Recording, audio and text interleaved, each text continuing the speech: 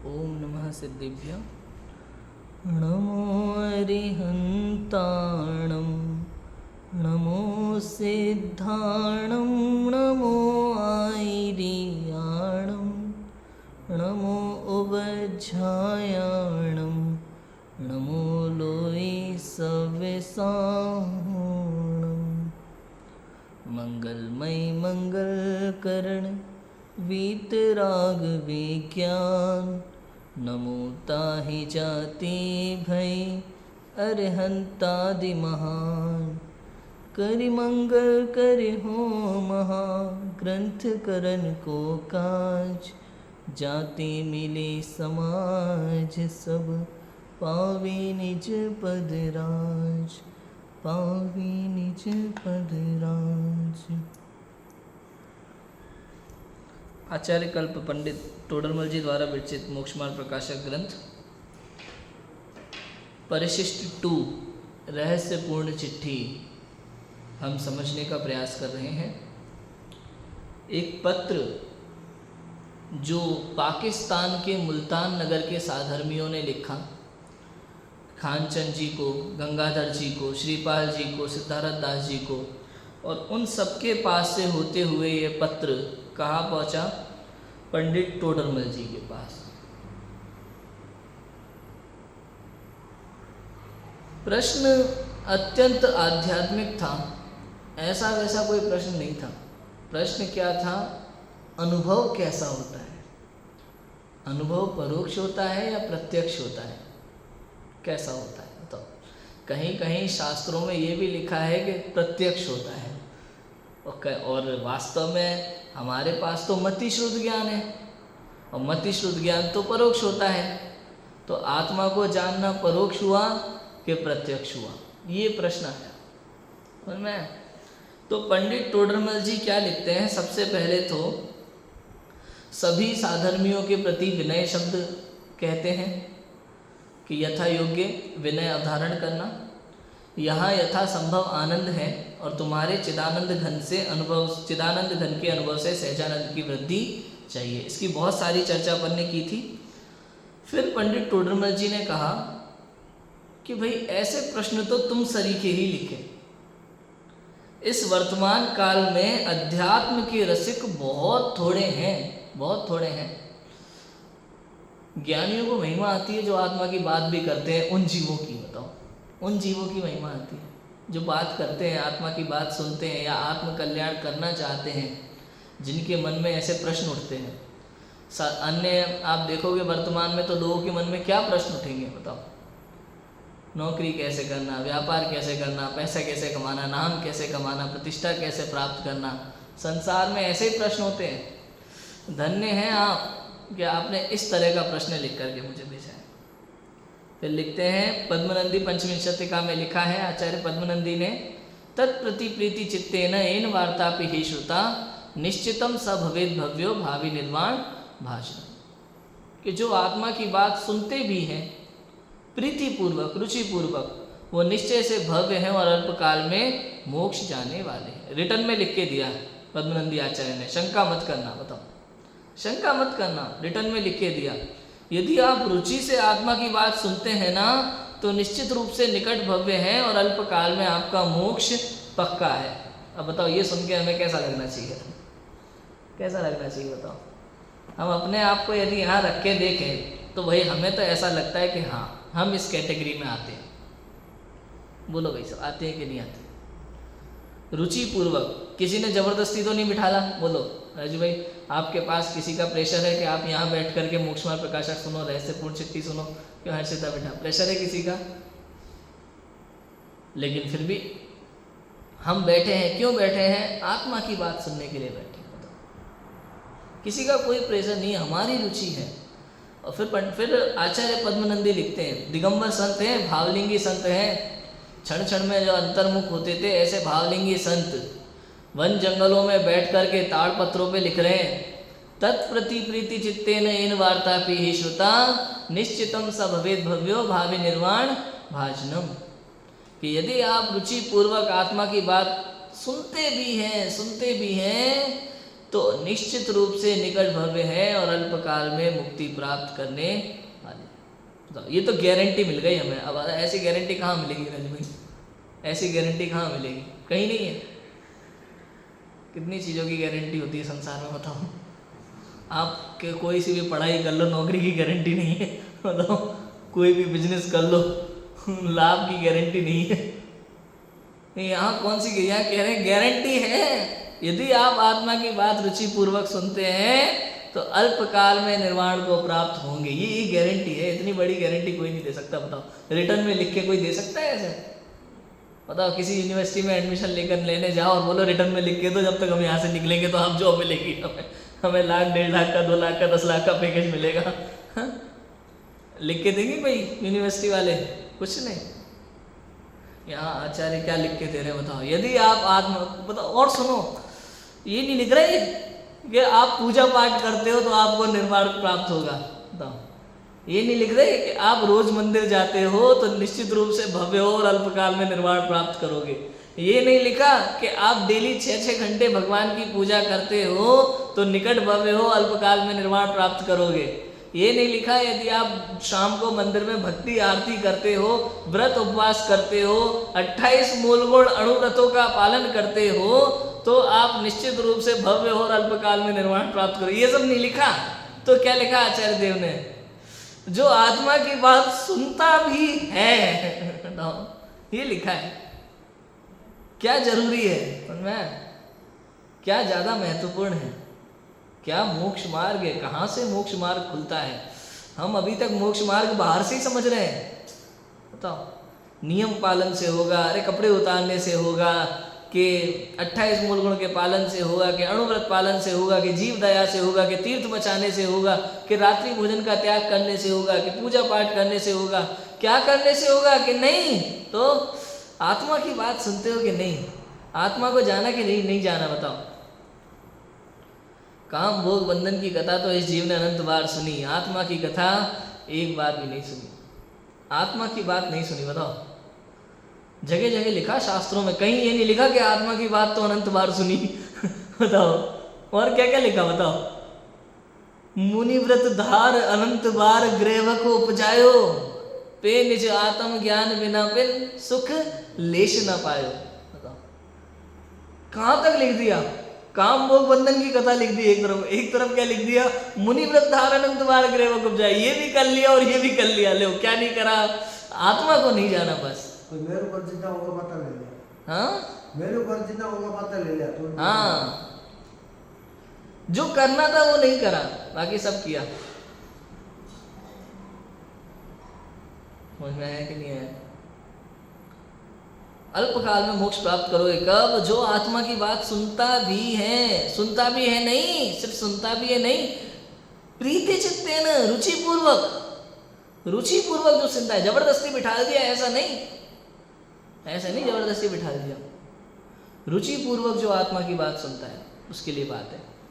जिसको अंदर से हालात आता है, जिसको अंदर से ऐसा लगता है कि बस अब कुछ नहीं चाहिए, हमें ये रुचि है, ये रुचि है।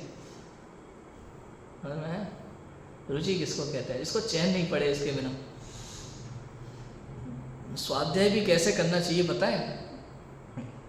आपने देखा होगा जब कोई व्यापारी दिन भर की दुकान समेट करके शाम को गले में नोट गिन रहा होता है और मान लो 1500 रुपये इधर उधर हो, हिसाब में नहीं मिल रहे हो, तो चाहे पत्नी का फोन आ जाए 10 बार खाने के लिए, वो उठता नहीं है अपनी जगह से तब तक हिसाब पूरा नहीं मिल जाए। पूरा मग्न चित्त से कहाँ आखिर पैसा कम ज़्यादा हो रहा है, पूरा अच्छे से चेक करता है। बिल्कुल वैसे ही स्वाध्याय ऐसे करना चाहिए। ऐसे नहीं कि 1 पैराग्राफ 2 पैराग्राफ पढ़ लिया, 1 पेज 2 पेज पढ़ लिया, नहीं। जो आप पढ़ रहे हो पहला पैराग्राफ, उसमें जो लिखा है वो जब तक समझ में नहीं आए तब तक दुनिया इधर से उधर हो जाए, आप उठो नहीं, इसका नाम स्वाध्याय है। समझ में आना चाहिए। तो एक पैराग्राफ जो आप पढ़ रहे हो उसमें वो क्या लिखा है, उसका रहस्य क्या है, उसमें भाव क्या है, वो कहना क्या चाहते हैं उस पैराग्राफ में आचार्य, वो बात समझ में आनी चाहिए, तब स्वाध्याय है। समझ में आया? आत्मा की दृष्टि से देखो उस चीज को। फिर देखो क्या लिखते हैं पंडित टोडरमल जी। सो भाई जी, तुमने प्रश्न लिखे, उनके उत्तर अपनी बुद्धि अनुसार कुछ लिखते हैं। भाई हम केवल ज्ञानी तो है नहीं कि सब कुछ पता हो, क्षयोपशम ज्ञानी है, इसलिए जितना हमें समझ में आता है उतना लिखते हैं। वास्तव में पंडित टोडरमल जी के कोई विशेष गुरु भी नहीं थे। हालांकि पंडित वंशीधर जी को उनका गुरु कहा जाता है, क्योंकि वंशीधर जी के प्रवचन चलते थे तो बाल्यपन में पंडित टोडरमल जी सुनने जाते थे, तो उसी हिसाब से गुरु। बस मतलब अलग से कोई 5 साल 2 साल बैठ करके शिक्षा ली हो, बराबर से आद्योपांत अध्ययन किया हो, ऐसा नहीं है, ऐसे कोई गुरु नहीं है। स्वयं पठन किया इन्होंने, स्वयं स्वाध्याय किया और स्वयं से ही सब समझा और अनुभव से प्रमाण किया, ऐसा कहा जाता है। सो भाई जी, तुमने प्रश्न लिखे, उनके उत्तर अपनी बुद्धि अनुसार कुछ लिखते हैं। सो जानना, जितना हम लिख रहे हैं वो समझना। और अध्यात्म आगम की चर्चा गर्भित पत्र तो शीघ्र दिया करें। बताओ कौन से पत्र हमें चाहिए? भाई किसी पत्र में ये लिख के मत भेजना पंडित टोडरमल जी आपकी तबीयत कैसी है, आंखें ठीक है कि नहीं, स्वास्थ्य ठीक है कि नहीं, ऐसे पत्र नहीं चाहिए हमें, हमारे पास भेजना ही मत गलती से। मैं व्यापार कैसा चल रहा है, घर में कोई दिक्कत तो नहीं है, कमी तो नहीं है, पिता पुत्र ठीक है कि नहीं, ऐसे पत्र नहीं चाहिए हमें। तो कैसे पत्र चाहिए?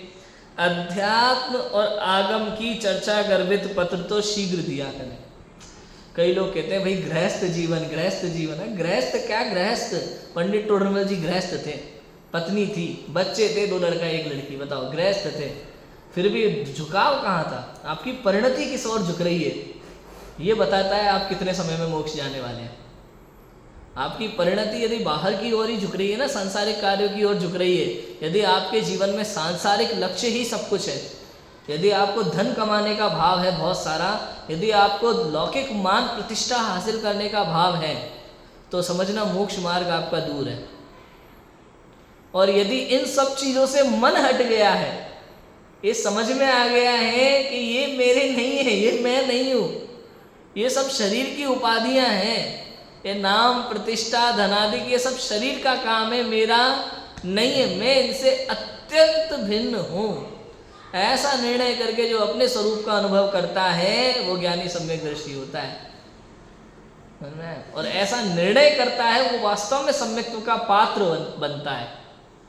सबसे पहले ये तो निर्णय हो कि हमें किस ओर झुकना है, हमें सांसारिक कार्यों की ओर झुकना है या अपने स्वभाव की ओर झुकना है,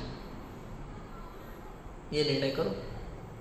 तब ये निश्चित होगा कि आप सम्यक दर्शन के पात्र हो कि नहीं हो। बताओ सम्यक दर्शन की पात्रता कैसे सिद्ध करोगे? लौकिक कार्यों से सिद्ध नहीं होती, पूजा पाठ से भी सिद्ध नहीं होती। सम्यक्त्व की पात्रता मतलब क्या? आप कितने घंटे पूजा करते हो, डेली मंदिर जाते हो, कितना त्याग है कितना नहीं है, इस सब से सम्यक्त्व की पात्रता सिद्ध नहीं होती। तो किससे सिद्ध होता? आत्म तत्व, अपने को जानने की इच्छा है कि नहीं, अपने को जानने का भाव है कि नहीं, स्वपर का भेद विज्ञान करने की क्षमता है कि नहीं, वर्तमान में उस रूप रुचि है कि नहीं, ये सम्यक्त्व की पात्रता सिद्ध करती है। इसका मतलब ये मत समझ लेना कभी भी कि सम्यक्त्व की पात्रता मतलब आत्मा को जानना है। यदि आत्मा ही सम्यक्त्व की पात्रता है तो खाओ पियो मजे करो और आत्मा को जानो तो सम्यक दर्शन हो जाएगा, ये मत सोच लेना नहीं। अन्यथा मत ग्रहण करना। मैं क्या कहते, छल ग्रहण नहीं करना। पता चला भाई सम्यक की पात्रता का संबंध तो आत्मा से है ना, तो रात को भी खाओ और कंदमूल भी खाओ, फिर क्या है? आत्मा तो खाता नहीं है। ऐसा मत सोचना भाई। जिस जीव को आत्मा की महिमा होती है ना, उसे संसार में सभी आत्माओं में परमात्मा दिखाई देते हैं। ये ज्ञानी की पहचान है। ज्ञानी जीव जब स्वयं को आत्मा देखता है, स्वयं को परमात्मा देखता है, तो केवल स्वयं को परमात्मा नहीं देखता, अनंत जीवों को परमात्मा देखता है। तो एक आलू में जो अनंत निगोदिया जीव हैं वो उसे भावी परमात्मा देखता है, कैसे उसका भक्षण करेगा वो? मैं सम्यक दर्शन से कोई लेना देना नहीं है, लेकिन भाई साहब परिणाम इस तरह के हो जाते हैं। जिस जीव की आत्म तत्व की ओर रुचि होती है, उस जीव के परिणाम इतने निर्मल होना स्वाभाविक है, स्वाभाविक है। सहज रूप से बाहर में आचरण दिखाई देता है उस दृष्टि से, ऐसे समझना। समझ में आ रहा है कि नहीं आ रहा है? इसलिए कहा अध्यात्म आगम गर्भित चर्चा पत्र तो शीघ्र ही दिया करें। अध्यात्म आगम की चर्चा गर्भित पत्र तो शीघ्र ही दिया करें। मिलाप तो कभी होगा तब होगा भाई, मिलना हो नहीं हो कोई बात नहीं, संतालय में तो मिलेंगे मिलेंगे, चिंता की कोई बात नहीं है। मिलाप तो कभी होगा तब होगा। और निरंतर स्वरूपानुभवन का अभ्यास रखोगे जी। अब बताओ, ऐसे लिखे पत्र, कभी देखे ऐसे पत्र? लास्ट में क्या लिखते हैं लोग? भाई अपना ध्यान रखना, परिवार का ध्यान रखना, खूब कमाओ खूब खाओ, पूतो भलो, क्या बोलते पता नहीं, दूधो ना हो पूतो भलो, और पता नहीं ये सब चीज़ें हैं। यहाँ क्या लिखा है देखो, पंडित टोडरमल जी क्या कहते हैं, उनकी भाषा देखो। निरंतर स्वरूपानुभवन का अभ्यास रखोगे जी। बताओ, हमें तुम्हारे परिवार से कोई लेना देना नहीं है, हमें तुम्हारी दुनियादारी से, बिजनेस से, नौकरी से, ठीक चल रहा है नहीं चल रहा, पेट भर के खा रहे हो कि भूखे मर रहे हो, कोई मतलब नहीं है। तो क्या स्वरूप का अनुभव कर रहे हो कि नहीं कर रहे? स्वरूप अनुभव का अभ्यास करो।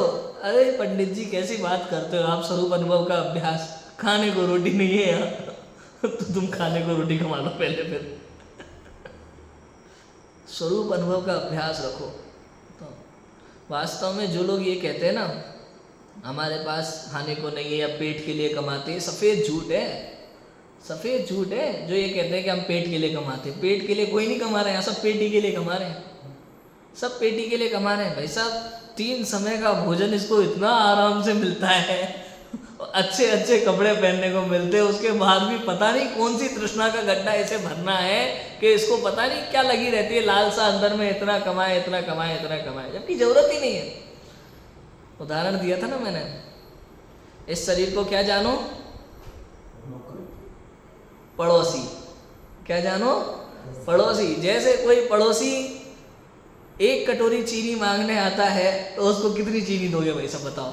2 बोरी, 3 बोरी, 10 बोरी? नहीं, ले जाओ कोई बात नहीं, बाद में काम आएगी। अभी तुम 1 कटोरी मांगने आओ और काम आएगी ना बाद में जीवन में। चीनी तो काम की चीज़ है, सुबह शाम चाय बननी है, ले जाओ 10 बोरी ले जाओ। नहीं, हमें मालूम है पड़ोसी है, उसको 1 कटोरी की जरूरत है तो 1 कटोरी देनी है। समझ में आया कि नहीं आया? ऐसे ही ये शरीर पड़ोसी है, मैं नहीं हूँ। अगर इसको 2 समय के भोजन की जरूरत है तो 2 समय का भोजन ही देना है, पूरी जिंदगी की रखवाली नहीं करनी, 200 साल की तैयारी नहीं करनी। बताओ, समझ में आया? जितनी जरूरत है उतना करो। नीरस भोजन चाहिए इसको 2 समय का, थोड़ा बहुत खिलाया पिलाया, ये अपने में मस्त, अपन अपने में मस्त। ये अपने में मस्त मतलब इसमें अपनी मशीन का काम चालू रहता है 24 घंटे।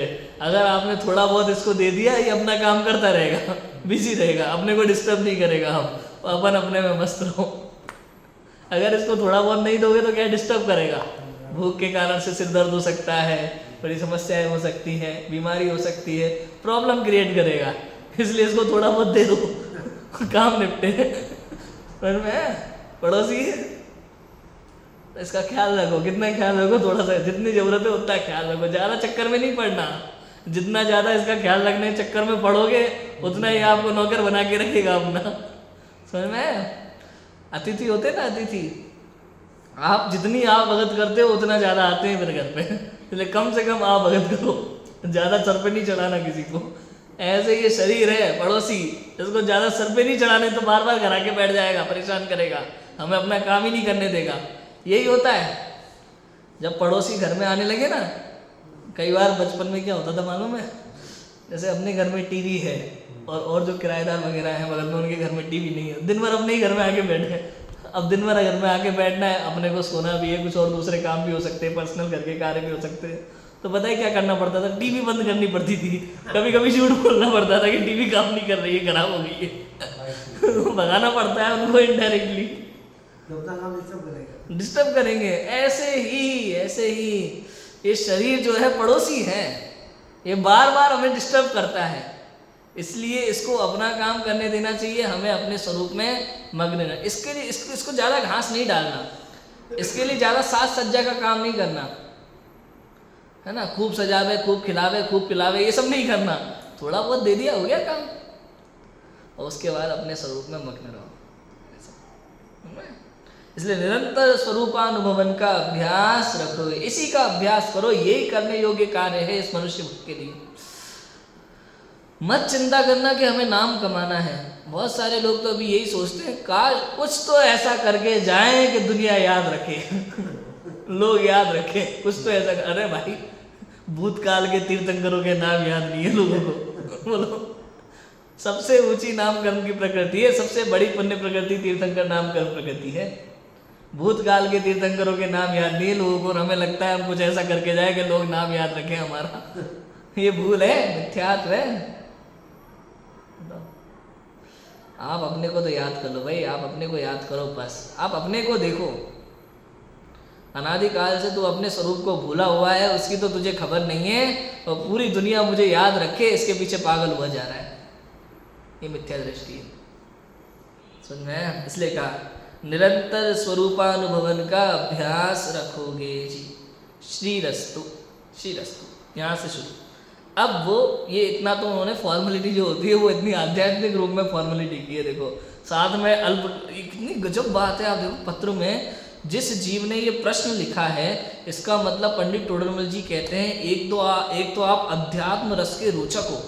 बताओ क्या उपमा दे रहे हैं, आप अध्यात्म रस के रोचक हो, क्योंकि ऐसे पत्र तो ऐसे ही जीव लिख सकते हैं जो आपने लिखा है। दूसरा कहते हैं कि चिदानंद घन के अनुभव से सहजानंद की वृद्धि चाहिए। वृद्धि चाहिए मतलब वो मिथ्या दृष्टि नहीं कहना चाहते, वो तो कहना चाहते हैं कि हो सक जितना आपका गुणस्थान है उतना आपको आनंद आ ही रहा होगा, और आनंद में वृद्धि हो। इतना तो पहले। फिर और क्या कह दिया, अरे जो आत्मा की बात भी करते हैं वो अल्पकाल में निर्वाण को प्राप्त करने वाले हैं। ये प्रोत्साहन है एक तरह से, प्रोत्साहन है एक तरफ से। आप चिंता मत करो, आप जल्दी मोक्ष जाओगे। इतनी बड़ी बात तो कह दी कि हम नहीं कह रहे, ये भी लिखा कि हम नहीं कह रहे, पंडित टोडरमल जी कह रहे, मैं नहीं कह रहा, तो कौन कह रहा है कि पद्मनंदी आचार्य कह रहे, दिगंबर भावलिंगी संत कह रहे हैं कि आप अल्पकाल में निर्वाण को प्राप्त होगे। क्यों हो जाएंगे, आपको कैसे पता, आपने कैसे लगाया ये अंदाजा कि आपने प्रश्न ही ऐसा किया है कि ऐसे जीव तो अल्पकाल में निर्वाण को प्राप्त होने ही वाले हैं। इस प्रश्न को देख करके इतनी सारी बातें समझ में आ गई पंडित टोडरमल जी को। देखो ये कैसा जीव होगा जिसने ये प्रश्न लिखा है, कैसा स्वाध्याय होगा उसका, सुन में है। अब प्रश्न देखो, स्वानुभव दशा में प्रत्यक्ष परोक्षादिक प्रश्नों के उत्तर स्वबुद्धि अनुसार लिखते हैं। यहाँ पे ऐसे वो उत्तर, वो प्रश्नों को रिपीट नहीं कर रहे हैं, बस उन्होंने इतना लिख दिया कि स्वानुभव दशा में प्रत्यक्ष परोक्षादिक संबंधी जो आपने प्रश्न किए हैं उनके उत्तर लिखते हैं। उनका उत्तर तो लिखेंगे जो लिखेंगे, पहले शुरुआत में क्या लिखते हैं देखो, वहाँ प्रथम ही स्वानुभव का स्वरूप जानने के निमित्त लिखते हैं। देखो सबसे पहले किसकी बात कर रहे हैं, निमित्त की बात कर रहे हैं। बताओ, समझो निमित्त कितना महत्वपूर्ण है, इससे समझ में आता है। पंडित टोडरमल जी सबसे पहले क्या लिख रहे हैं, निमित्त लिख रहे हैं। निमित्त के बिना कार्य नहीं होता। बताओ ऐसा होता है? कुछ लोग तो जो द्रव्य दृष्टि बहुत पढ़ रहे हैं, समय सार आदि पढ़ रहे हैं, उनको तो लगता भी है कि निमित्त से कार्य नहीं होता। गुरुदेव श्री के प्रवचन में तो बार बार आता है, निमित्त से कार्य नहीं होता। बताओ, पेट्रोल से गाड़ी नहीं चलती। अपेक्षा समझनी पड़ेगी। वास्तव में तो अपेक्षा है, निमित्त से कार्य नहीं होता का मतलब है निमित्त कोई जबरदस्ती कार्य नहीं कराता। निमित्त भिन्न रहेगा, मैं भिन्न रहूंगा, लेकिन उसकी उपस्थिति में ऐसा निमित्त नैमित्तिक संबंध है कि कार्य अपने में अपने आधार से ही होता है, लेकिन वहाँ निमित्त की उपस्थिति भी होती है, उसे नकारा नहीं जा सकता। 5 समवाय में स्वभाव, पुरुषार्थ, काल अवधि, भवितव्यता और निमित्त, ये 5 समवाय अपने आप में 100% परिपूर्ण है। एक भी कम ज्यादा नहीं चाहिए, 5 के 5 चाहिए। जितना महत्व स्वभाव का है उतना ही पुरुषार्थ का, उतना ही काल अवधि का, उतना ही भवितव्यता का, और उतना ही सबका बराबर महत्व है, इसलिए निमित्त भी उतना ही चाहिए। इसलिए लिखा देखो, वहां प्रथम ही स्वानुभव का स्वरूप जानने के निमित्त लिखते। निमित्त क्या है वो लिखते हैं। देखो, जीव पदार्थ अनादि से मिथ्या दृष्टि है, अनादि से मिथ्या दृष्टि। यहां से समझ, यहां जो लिखा ना अनादि से जीव पदार्थ, इससे एक चीज पता चलती है, जीव पदार्थ का संबंध है काल अपेक्षा से। शब्द है ना, जीव द्रव्य भी होता है भाई साहब, जीव अस्तिकाय भी होता है, जीव तत्व भी होता है और जीव पदार्थ भी होता है। क्या अंतर है बताओ चारों में? आपने पढ़ा होगा 6 द्रव्यों में जीव, पुद्गल, धर्म, अधर्म, आकाश और काल जीव द्रव्य है। यहाँ 5 अस्तिकायों में जीव अस्तिकाय है, 7 तत्वों में जीव तत्व है, 9 पदार्थ में जीव पदार्थ है। बताओ अंतर होगा कि एक ही चीज है? तो चारों के चारों अंतर है। जहाँ एक शब्द अगर चेंज हो रहा है तो उस शब्द का विशेष अर्थ होता ही होता है। तो जीव द्रव्य जो है वो संख्या अपेक्षा से बात है, एक तरह से वस्तु अपेक्षा से बात है, द्रव्य अपेक्षा से बात है, समझ में आया? जीव द्रव्य तो वो द्रव्य की अपेक्षा से हो गया। अस्तिकाय जो है वो क्षेत्र की अपेक्षा से बात है कि अनंत प्रदेश, असंख्यात प्रदेशी जो है, असंख्यात प्रदेशी है वो जीव द्रव्य है, जीव अस्तिकाय है। समझ में आया? जीव द्रव्य द्रव्य अपेक्षा से कथन है और क्षेत्र की अपेक्षा से कथन है जीवास्तिकाय। जीवास्तिकाय की जहाँ चर्चा आएगी वहाँ प्रदेशों के हिसाब से है, कितने प्रदेशी, असंख्यात प्रदेशी है जो लोक बराबर फैल सकता है, लोक प्रमाण असंख्यात प्रदेशी जो है वो जीवास्तिकाय है क्षेत्र की अपेक्षा से। फिर जीव पदार्थ अनादि से मिथ्या दृष्टि है, ये जो बात चल रही है काल की अपेक्षा से, ये पदार्थ है, द्रव्य क्षेत्र काल। और फिर जो जीव तत्व है वो भाव की अपेक्षा से, वो भाव की अपेक्षा से कथन है, परिणाम की अपेक्षा से। जीव तत्व में जो है वो पर्याय है, पर्याय अपेक्षा से कथन है। वहाँ 7 तत्व ही पर्याय है। जीव तत्व की एक समय की, जीव द्रव्य की एक समय की पर्याय को भी वहाँ जीव तत्व कहा, समझ में आया? इस अपेक्षा से वहाँ भाव, भाव माने होना, होना माने पर्याय। द्रव्य है और भाव होना माने होता है और होता है में अंतर होता है माने अनादि अनंत है सत्ता, और होता है माने उत्पन्न होगा और विनष्ट होगा, पर्याय।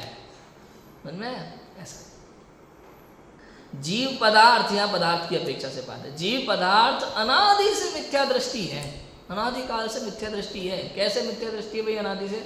अरे जैसे दूध और पानी अनादिकाल से एक में एक रूप है, सोना और मिट्टी अनादिकाल से एक में एक रूप है, उसी प्रकार से जीव और पदार्थ अनादिकाल से, जीव पदार्थ और पुद्गल अनादिकाल से एक क्षेत्रावगा संबंध वाले हैं और अनादिकाल से ही जीव की मिथ्या बुद्धि है कि ये मैं हूँ। क्या कौन सी मिथ्या बुद्धि है? प्राप्त पर्याय में तन्मयता, ये मैं हूँ, ये अनादिकाल से जीव की मिथ्या बुद्धि है। अब क्या पुद्गल में तो लग नहीं सकता ये उदाहरण कि मिट्टी समझ ले कि मैं सोने के साथ हूँ तो मैं भी सोना हूँ, लेकिन जीव के साथ ये समस्या है। पुद्गल के साथ रहते हुए ये मानता है कि ये ही मैं हूँ। जीव पदार्थ अनादि से मिथ्या दृष्टि है। वहाँ स्व पर के यथार्थ रूप से विपरीत श्रद्धान का नाम मिथ्यात्व है। क्या लिखा? वहाँ स्व पर के यथार्थ रूप से, मतलब स्व और पर का जो यथार्थ स्वरूप है उससे विपरीत श्रद्धान करता है, उसका नाम क्या है? मिथ्यात्व। मतलब जो जैसा है उसे वैसा नहीं मानता, इसका नाम मिथ्यात्व है। स्व और पर का जैसा स्वरूप है, स्व माने मैं क्या हूँ, पर माने जो मैं नहीं हूँ वो, अन्य क्या है, मैं क्या हूँ और अन्य क्या है, इसका उसे यथार्थ श्रद्धान नहीं। मैं आत्मा हूँ और ये शरीर मैं नहीं हूँ, ऐसा भेद विज्ञान स्वरूप बुद्धि नहीं है उसकी। एक समझता है, एक ही मानता है। वहाँ स्व पर के यथार्थ रूप से विपरीत श्रद्धान का नाम मिथ्यात्व है। तथा जिस काल किसी जीव के दर्शन मोह के उपशम क्षयोपशम से स्व पर के यथार्थ श्रद्धान रूप तत्वार्थ श्रद्धान हो, तब जीव सम्यक्त्वी होता है। इसलिए स्व पर के श्रद्धान में शुद्धात्म श्रद्धान रूप निश्चय सम्यक्त्व गर्भित है। क्या लिखा? देखो, तथा जिस समय किसी जीव के दर्शन मोह के उपशम क्षय क्षयोपशम से स्वपर के यथार्थ श्रद्धान रूप तत्वार्थ श्रद्धान हो वह सम्यक भी होता है। कर्णन योग की अपेक्षा से कथन आ गया। क्या कथन आया कि जिस समय किसी जीव के दर्शन मोह के, ये दर्शन मोह क्या है? मोह नहीं है कि दो प्रकृतियां हैं भेद, मुख्य रूप से दर्शन मोह और चारित्र मोह। वहां मिथ्यात्व का संबंध है दर्शन मोह से, श्रद्धा। दर्शन मोह का उपशम क्षय या क्षयोपशम, इन तीनों में से कुछ भी हो तो, और स्वपर के यथार्थ श्रद्धान रूप तत्वार्थ श्रद्धान हो वह जीव सम्यक भी होता है। ज़्यादा डिटेल नहीं करना।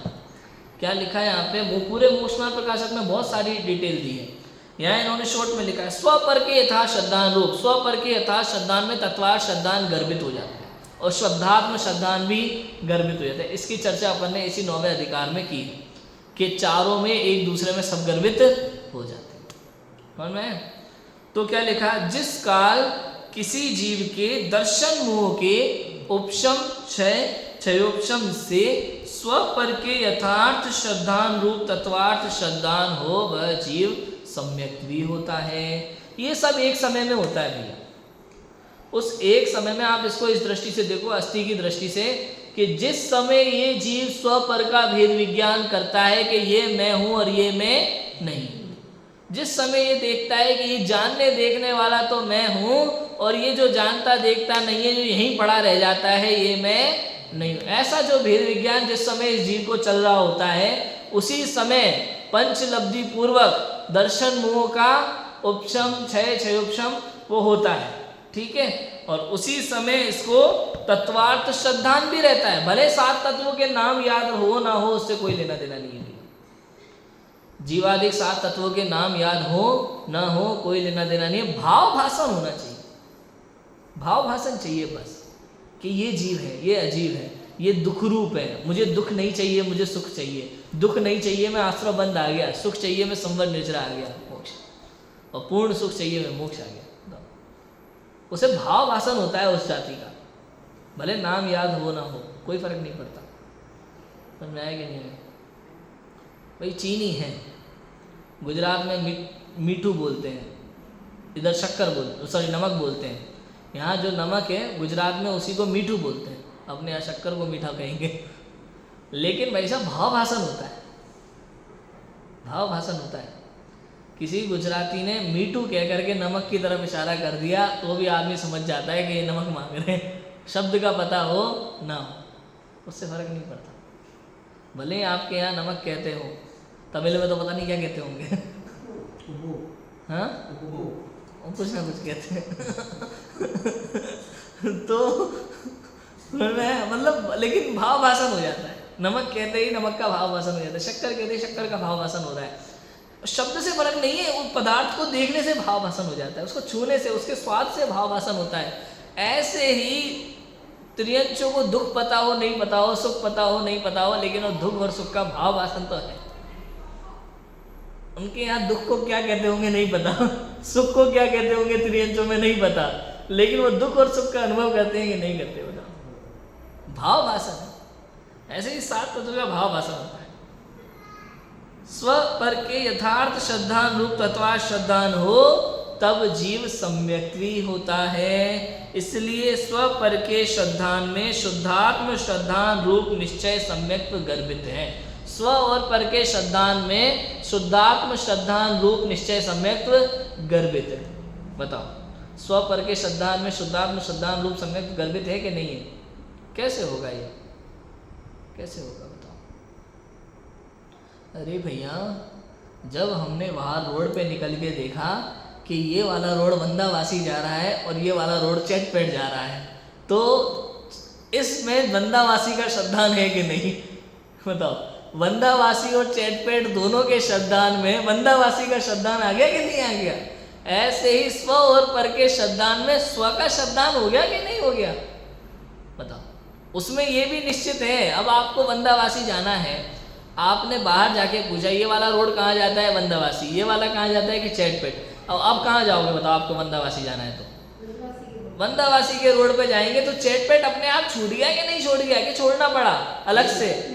अपने आप छूट गया। ऐसे ही जब ये श्रद्धान होता है, ये मैं हूं और ये मैं नहीं हूं, तो जो मैं नहीं हूं उससे मेरा कोई मतलब नहीं है, अपनी ओर दृष्टि करता है, पर की दृष्टि स्वयमेव छूट जाती है। छोड़ना नहीं पड़ता भाई साहब, छोड़ना नहीं पड़ता, स्वयमेव छूट जाती है, अपने आप छूट जाती है। ये अपनी ओर दृष्टि करे और पर की दृष्टि स्वयमेव अपने आप छूट जाती है। ये अनुभव ऐसा है। इसलिए कहा स्वपर के श्रद्धान में शुद्धात्म श्रद्धान स्वरूप निश्चय सम्यक्त्व गर्भित है, तथा यदि स्वपर का श्रद्धान नहीं है और जिन मत में कहे जो देव गुरु धर्म उन्हीं को मानता है वह सप्त तत्वों को मानता है, अन्य मत में कहे देवादि व तत्वादि को नहीं मानता है, तो इस प्रकार केवल व्यवहार सम्यक्त्व से सम्यक्त्वी नाम नहीं पाता। इसलिए स्व पर भेद विज्ञान सहित जो तत्वार श्रद्धान हो उसी को सम्यक्त्व जानना। इस लाइन को समझना है थोड़ा सा, देखो क्या कहते हैं, वो जोरदार है। यदि स्व पर का श्रद्धान नहीं है, समझ में, आत्मा का मैं ये मैं हूँ ये मैं नहीं हूँ, ऐसा स्व और पर का श्रद्धान नहीं है, और जिन मत में कहे देव गुरु धर्म उन्हीं को मानता है, सप्त तत्वों को मानता है, जो जीवादि सात तत्व जैन धर्म में कहे उन्हीं को मानता है, अन्य मत में कहे देवादि और अन्य मत में कहे तत्वादि को नहीं मानता, तो भी व्यवहार सम्यक्त्व से सम्यक्त्वी नाम नहीं पाता। इसलिए स्व पर भेद विज्ञान सहित जो तत्वार श्रद्धान हो उसी को सम्यक्त्व जानना। कई जीव ऐसे हैं, ये किस लिए लिखा पंडित टोडरमल जी ने, क्योंकि चरणान योग की अपेक्षा से जो रोज मंदिर जाता है, जो अन्य कुदेव को शास्त्र को गुरु को नहीं मानता, मतलब जो बाहर के कुदेवताओं के मंदिर में नहीं जाता, जो अन्य किसी झंझट में नहीं पड़ता, केवल मंदिर आता है, पूजा पाठ करता है, जो स्वाध्याय करता है, स्वाध्याय करके उसने जीवादि सात तत्वों को रटा है, उसकी परिभाषाएं रटी है, उसका स्वरूप शास्त्रों के अनुसार रटा है, आप पूछ लो तो तुरंत बता दे, ऐसा जीव कहते हैं कि चरणान योग में व्यवहार से उसको सम्यक दृष्टि कह तो देते हैं, लेकिन वास्तव में वो सम्यक दृष्टि नहीं है, व्यवहार से भी नहीं है, कह तो देते हैं, कहने में कोई बुराई नहीं। चरणान योग अपेक्षा से एक अपेक्षा है भाई, अपेक्षा कई प्रकार से लग सकती है, कोई बड़ी बात नहीं है। राजू भाई बोलो। पड़ोसी अंकल को हम चाचा कहते हैं, बताओ कौन से एंगल से वो हमारे चाचा हैं? बताओ, पिताजी के साथ पड़ोसी अंकल घूमने आए, अपने घर पे आके चाय वाय पी रहे हैं, अपन ने उनको चाचा कह दिया, चाचा तो कह देते हैं कोई दिक्कत नहीं, कौन से एंगल से चाचा लगे भाई वो? वास्तव में तो किसी एंगल से कहीं तक चाचा नहीं है, लेकिन फिर भी कहने में कोई बुराई नहीं है, चलो पापा के साथ आए, दोस्त है, मित्र है, इस एंगल से चलो चाचा कह देते हैं। ऐसे ही वास्तव में पूजा पाठ करने से, व्रतादिक करने से सम्यक दर्शन का दूर दूर तक कोई संबंध नहीं है। आत्मा को जाना कि नहीं जाना, स्व पर का श्रद्धान है कि नहीं, भेद विज्ञान है कि नहीं है, तो फिर आप सम्यक दृष्टि नहीं हो। अरे लेकिन मंदिर जाते हैं, पूजा पाठ करते हैं, हाँ तो ठीक है, कह देते, तुम इतना कह रहे हो तो कह देंगे, तो कोई तुम्हें बुरा नहीं लगे भाई, लेकिन हो तो नहीं, कुल मिला के बात ही है। आदमी क्या एक टांग पे खड़ा हो जाए, मानने को देना, हमें कहो तो कह दे लो, कह देंगे, उसमें क्या है। हाँ चलो, अन्य को देव देवताओं को नहीं मानते, षडनायतन को नहीं मानते, कह देते हैं, चलो ठीक है सम्यक दृष्टि, लेकिन हो नहीं भाई, इस भूल में मत रहना। कुल मिला के बात ये है, समझ में है कि नहीं है? तब तक दृष्टि नहीं होगा, तब तक क्या होगा? हाँ स्वरूप की तरफ लक्ष्य नहीं होगा, हाँ, तब तक होगा ही नहीं। इसलिए बात करें, कहने में कोई बुराई नहीं है, कई कुछ अपेक्षाओं से कहा जाता है, देखो में ठीक है, हाँ। बाद में तो अब देखो, कलेक्ट्रेट में जब आपको कोई काम कराने जाना हो, राजू भाई, आय प्रमाण पत्र जैसी कोई चीज़ बनवाने जानी हो, तो बाहर खड़ा जो वॉचमैन होता है उसको सर कह करके बुलाना पड़ता है, साहब कह करके बुलाना पड़ता है, तब जाकर इज्जत देनी पड़ती है कलेक्टर से भी ज़्यादा उसको, तब जाकर के वो आपका काम करेगा। लेकिन वास्तव में वो है नहीं, बाबू को साहब कह करके बोलना पड़े, हवलदार को इंस्पेक्टर कह करके बोलना पड़े, लेकिन हवलदार हवलदार है, इंस्पेक्टर इंस्पेक्टर है भाई साहब। ऐसे ही बाहर में तुम कितने ही क्रियाकांड करो, पूजा पाठ करो, व्रत उपवास करो, नियम संयम पालो, कुछ भी करो, बिना गद्दे के सो रात को, कोई दिक्कत नहीं है। लेकिन कह रहे हैं इससे सम्यक दर्शन का लेना देना नहीं है, आत्मा को जाना कि नहीं जाना।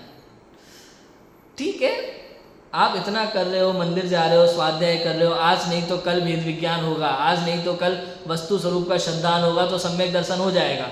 इसलिए हम परंपरा से उसको कह देते हैं, व्यवहार से सम्यक दर्शन।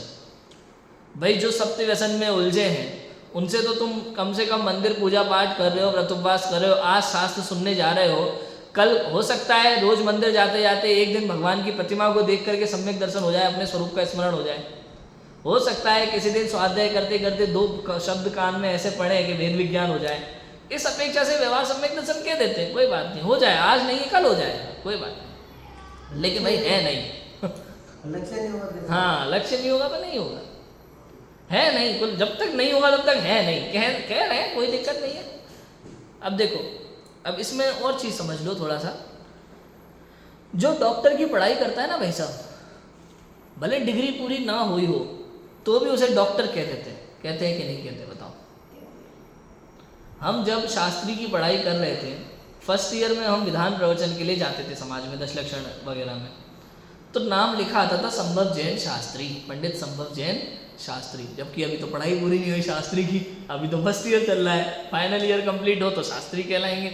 लेकिन फिर भी क्यों? क्योंकि पढ़ रहे हो ना, 2 साल बाद शास्त्री बन जाओगे। हम अभी कह रहे हैं, कौन से भाभी निगम ने भाभी निगम ने ऐसे कह रहे थे, कोई दिक्कत नहीं है।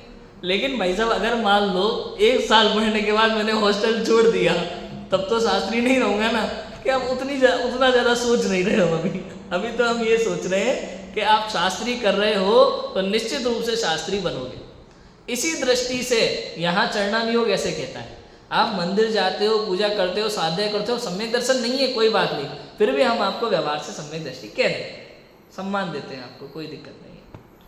कि बाद में अगर उसने स्वरूप का अनुभव नहीं किया, हम इतना नहीं सोच रहे, हम तो ये सोच रहे हैं, हम तो अच्छा सोचते हैं, हम तो ये सोच रहे हैं कि आज नहीं तो कल आप भेद विज्ञान करोगे और सम्यक दर्शन प्राप्त करोगे। अब नहीं करोगे वो मैटर अलग है समझ में है? इस अपेक्षा से बात है। लेकिन ये मत समझना कि वो सम्यक दृष्टि हो गया।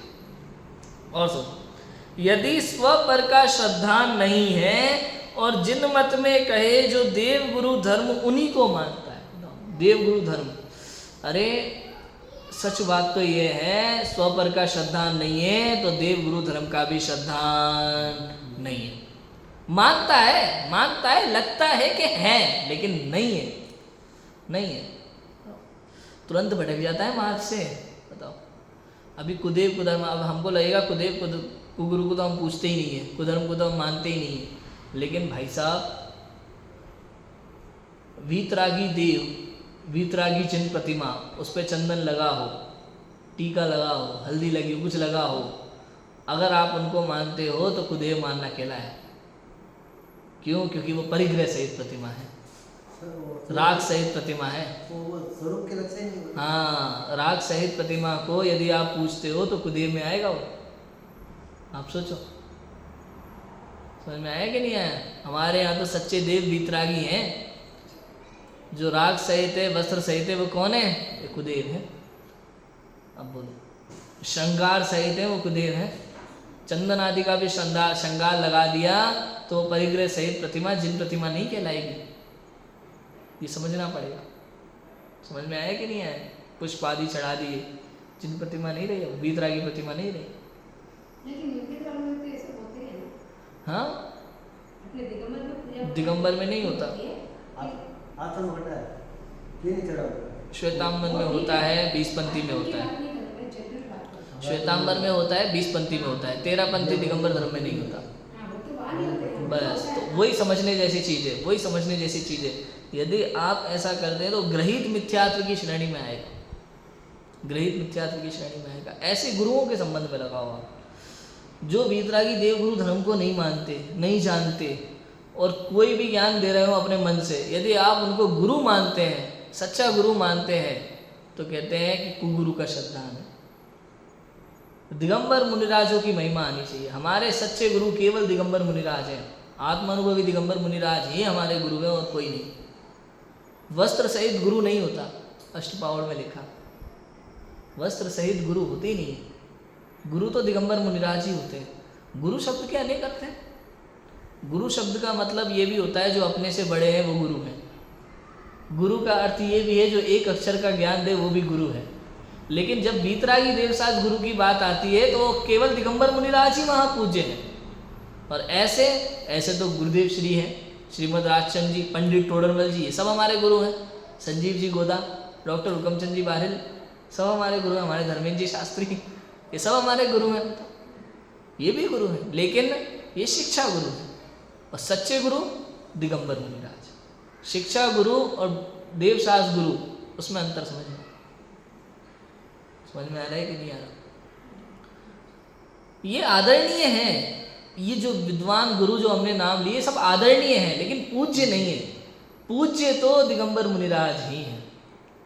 आदरणीय सम्माननीय तो हैं गुरुदेव श्री और विद्वान लोग जो हम जिन्होंने भी हमें पढ़ाया लिखाया, अध्यात्म की एक अक्षर भी जिन्होंने हमें सिखाया, वो सब हमारे लिए आदरणीय है, सम्माननीय है, पर पूज्य नहीं है। पूज्य तो दिगंबर मुनिराज ही है, पूज्य तो देवसाज गुरु हैं, पूज्य तो पंच परमेष्ठी है, पूज्य तो जिनवाणी माता है। ये पूज्य है हमारे यहाँ।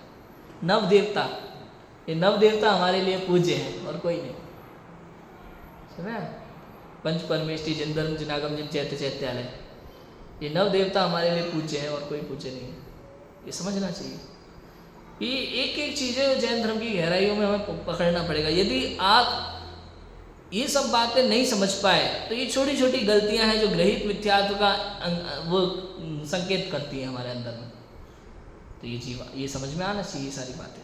समझ में? जो देव गुरु धर्म, जो चिन्मत में कहे जो देव गुरु धर्म उन्हीं को मानता है, वह सप्त तत्वों को मानता है। सप्त तत्व मतलब समझे?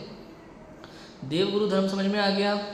देव गुरु की चर्चा की अपन ने। धर्म, धर्म, धर्म के नाम पे क्या क्या करना भाई? बोलो। धर्म के नाम पे पूजा पाठ व्रत उपवास, इसी को धर्म माने तो मिथ्या दृष्टि। धर्म तो आत्मा का स्वभाव है, धर्म तो वस्तु का स्वभाव है, उसको धर्म माने तो सम्यक दृष्टि। पुण्य को धर्म नहीं मानना। धर्म और पुण्य में बड़ा अंतर है। सुन रहे हैं? और लगाओ आप धर्म के विषय में। संसार धर्म किस किस चीज़ को मानता है? हर व्यक्ति अपने अलग ही नियम को धर्म मान लेता है, वो धर्म नहीं है। पितामह भीष्म ने ये मान लिया कि मैं आजीवन ब्रह्मचर्य का पालन करूंगा और हस्तिनापुर के राज सिंहासन का सेवक बन के रहूंगा और यही मेरा धर्म है। भाई ये कौन सा धर्म हुआ भाई? ये किस प्रकार का धर्म हो गया? ये धर्म नहीं है, ये आपकी एक छोटी सी प्रतिज्ञा है जो समय आने पर तोड़ी जा सकती है, कोई बड़ी बात नहीं है। मिथ्या नियम, मिथ्या प्रतिज्ञाएं तोड़ने से पाप नहीं लगता, पुण्य ही लगता है। अपने युगल जी बाबूजी के प्रवचन में आई ये बात। युगल जी बाबूजी कोटा वाले, उन्होंने कहा कि अगर किसी ने ऐसा नियम ले रखा हो कि हम डेली नियम से आरती करेंगे और आरती में होती है जीव हिंसा, शास्त्र से यदि समझ लिया है कि आरती करना योग्य नहीं है, जीव हिंसा होती है, तो बंद कर दो, नियम तोड़ दो, कोई बुराई नहीं है, पाप नहीं लगेगा, पुण्य ही लगेगा, क्योंकि आपने अनंत जीवों की रक्षा की, पुण्य लगेगा। सोचो, ये ऐसे समझना चाहिए। धर्म क्या है? धर्म के विषय में जानो, धर्म क्या है, निर्णय करो आप क्या करना क्या नहीं करना, उस अनुसार निर्णय करो। क्रियाओं में कम से कम समय लगाओ, जितनी कम क्रिया हो उतना ज़्यादा अच्छा, क्योंकि जितनी अधिक क्रिया होगी उतनी अधिक हिंसा होगी। कम से कम क्रियाओं में उलझो और अपने स्वरूप का अभ्यास करो, बस स्वानुभव का अभ्यास करो। यही करने योग्य कार्य है जीवन में, और दूसरा करने योग्य कार्य नहीं है भैया। एकमात्र करने योग्य कार्य यही है। अब तो मुझे कभी कभी ऐसा भी लगता है ज़्यादा पढ़ाई लिखाई के चक्कर में भी नहीं उलझना चाहिए, धन आदि कमाने के चक्कर में नहीं उलझना चाहिए। किसी भी प्रकार के सपने मत देखो बिना मतलब के। ये सपने रात के सपने एक बार को ठीक है, लेकिन जो दिन में सपने देखते हैं महामूर्ख होते हैं। दिन के सपने वर्तमान में भी दुखदायी होते हैं और भविष्य में भी दुखदायी होते हैं। समझ में? मत देखो दिन के सपने, और अपने स्वरूप का अभ्यास करो, बस आनंद करो। मनुष्य भव में करने योग्य कार्य एकमात्र यही है, अपने स्वरूप का अभ्यास करो, बस लग जाओ दिन रात इसी में।